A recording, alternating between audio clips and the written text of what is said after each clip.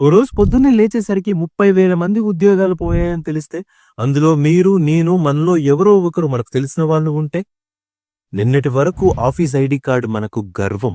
కానీ అది ఈరోజు కేవలం ఒక ప్లాస్టిక్ ముక్క. ఇది ఒరాకిల్ కథ మాత్రమే కాదు. 30,000 మందిని లే ఆఫ్ చేసిన ఒరాకిల్ కథ మాత్రమే కాదు. రేపు మనందరి కథ కూడా కావచ్చేమో. మనసు బాధతో బరువెక్కుతుంది. అన్నం ముద్ద దిగదు. ఇంట్లో భార్య ముఖం చూడాలన్నా కూడా పిల్లల స్కూల్ ఫీజు గుర్తొచ్చినా గుండె ఆగినంత పనవుతుంది. అన్నిటికన్నా మించి నేను పనికిరానా అన్న ఒక ఇన్ఫీరియారిటీ కాంప్లెక్స్, నెక్స్ట్ ఈఎంఐ ఎలా కట్టాలి అనే భయం, గాలిలో దీపంలా జీవితం.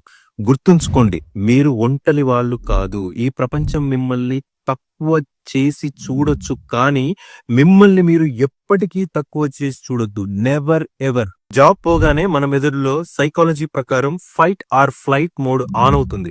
నేను ఫెయిల్ అయ్యాను అని మన మెదడు మనల్ని నమ్మిస్తుంది. కానీ వాస్తవం ఏంటంటే, మీ ఉద్యోగం పోయింది. మీ నైపుణ్యం కాదు, మీ స్కిల్ కాదు. కంపెనీకి మీరు ఒక ఎంప్లాయీ ఐడి మాత్రమే కావచ్చు, కానీ మీ కుటుంబానికి మీరే ప్రపంచం, మీరే సర్వస్వం. మిమ్మల్ని, మీ విలువను ఒక కంపెనీ డిసైడ్ చేయొద్దు, మీరు డిసైడ్ చేసుకోవాలి. ముందుగా ప్రశాంతంగా ఉండండి. యాక్సెప్ట్ చేయండి. జరిగింది జరిగిపోయింది. కంపెనీ తిట్టడం వల్ల టైం వేస్ట్. ఉద్యోగం లేదని మధ్యాహ్నం వరకు పడుకోవద్దు. ఉదయాన్నే రెడీ అవ్వండి. కొత్తగా ఏం నేర్చుకోవాలో ప్లాన్ చేయండి. ఇది ఒక బ్రేక్ మాత్రమే, ముగింపు కాదు. సెల్ఫ్ టాక్ చేసుకోండి. మీకు మీరు మాట్లాడుకోవడం మొదలు పెట్టండి. This is just a break, not the closing.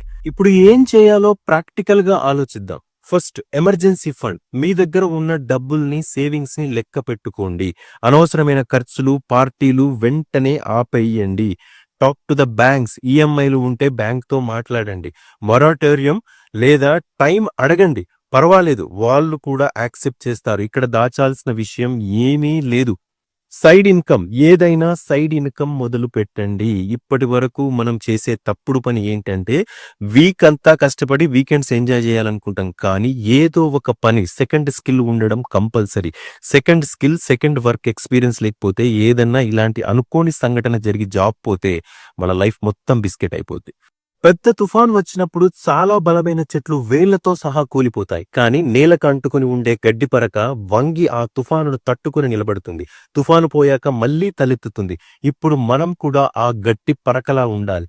తగ్గాలి, నేర్చుకోవాలి, మళ్లీ ఎదగాలి. గుర్తుంచుకోండి, మార్కెట్ను బట్టి మన జీతం మారొచ్చు, కానీ మన జీవితం మారకూడదు. ఈ వీడియో మీలో ధైర్యాన్ని నింపితే వెంటనే లైక్ చేయండి. ఈ నిమిషం ఉద్యోగం పోయి బాధలో ఉన్న మీ స్నేహితుడికో, బంధువుకో ఈ